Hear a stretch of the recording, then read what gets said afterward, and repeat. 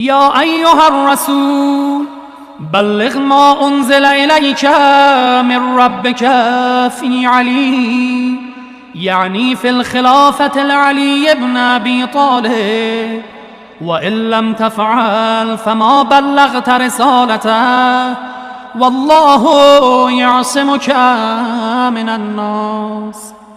معاشر الناس، ما قصرت في تبليغ ما أنزل الله تعالى إلي، وأنا أبين لكم سبب هذه الآية.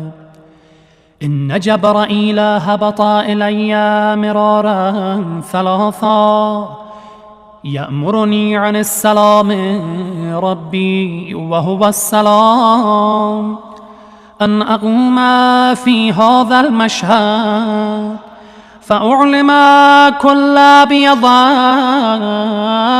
وأسود أن علي بن أبي طالب أخي ووصي وخليفتي على أمتي والإمام من بعدي، الذي محله مني محله هارون من موسى، إلا أنه لا نبي بعدي، وهو وليكم بعد الله ورسوله.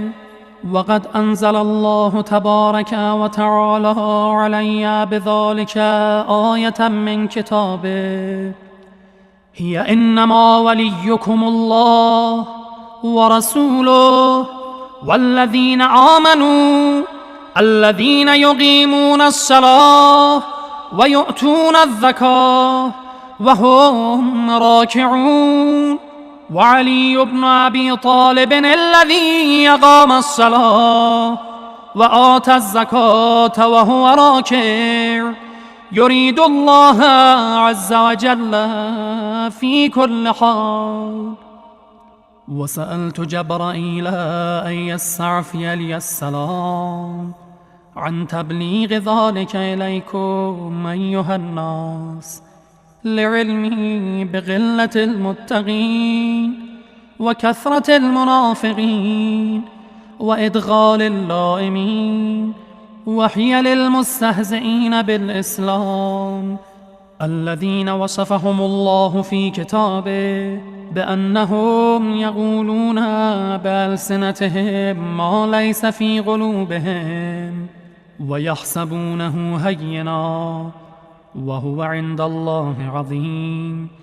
وكثرة أذاهم لي غير مرة حتى سموني أذنا، وزعموا أني كذلك لكثرة ملازمته إياي وإقبالي عليه وهواه وقبوله مني، حتى أنزل الله عز وجل في ذلك: ومنهم الذين يؤذون النبي ويقولون هو أذن، قل أذنه على الذين يزعمون أنه أذن خير لكم، يؤمن بالله ويؤمن للمؤمنين ورحمة للذين آمنوا منكم، والذين يؤذون رسول الله لهم عذاب أليم. ولو شئت أن أسمي القائلين بذلك بأسمائهم لسميت، وأن أؤمى إليهم بأعيانهم لأومات، وأن أدل عليهم لدللت، ولكني والله في أمورهم قد تكرمت. وكل ذلك لا يرضى الله مني إلا أن أبلغ ما أنزل الله إلي في حق علي.